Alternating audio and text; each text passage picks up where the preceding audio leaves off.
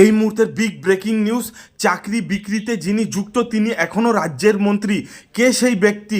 নিয়োগ দুর্নীতিতে বিস্ফোরক কুণাল ঘোষ। তৃণমূল মুখপাত্রের পদের পর বুধবারই কুণাল ঘোষকে দলের রাজ্য সাধারণ সম্পাদকের পদ থেকে সরিয়ে দিয়েছে রাজ্যের শাসক দল, যা নিয়ে বিস্তর চর্চা।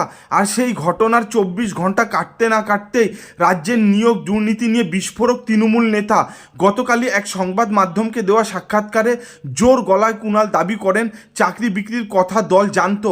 রাজ্যে দেদার হয়েছে চাকরি বিক্রি, লাগাতার সর্বস্তরে হয়েছে নিয়োগে দুর্নীতি, আর সেই খবর অনেক আগের থেকেই দলের শীর্ষ নেতৃত্বের কাছে ছিল।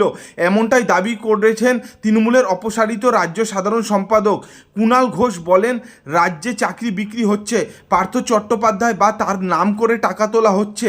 আগের থেকেই দলের কাছে পৌঁছে গিয়েছিল সেই খবর। এমনকি 2021 সালে বিধানসভা নির্বাচনের আগেও চাকরি বিক্রির কথা জানতো দল।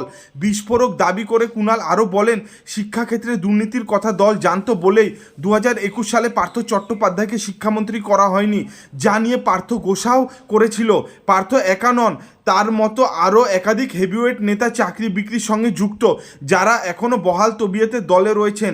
কুণালের কথায় চাকরি বিক্রি করে কেউ না কেউ অন্যায় করেছেন, সেই লোক এখনও মন্ত্রিসভায় নিজের পদে বহাল আছে।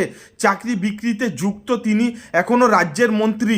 তৃণমূল নেতার দাবি, আজ নিয়োগ দুর্নীতির জেরে যে পরিস্থিতি হাতের বাইরে বেরিয়ে যাচ্ছে বলে মনে হচ্ছে, সেটা আগে ছিল না। কুণালের কথায় এসএসসি সদিচ্ছা থাকলে আগেই এই সমস্যার সমাধান হতো, কিন্তু সেসব না করে কেউ এখনও নিজেকে বাঁচানোর চেষ্টা চালিয়ে যাচ্ছে। তবে এত কিছুর পরও দল ছাড়ার কোনো সম্ভাবনা নেই তার। তিনি তৃণমূলের সৈনিক রয়েছেন, তাই থাকবেন।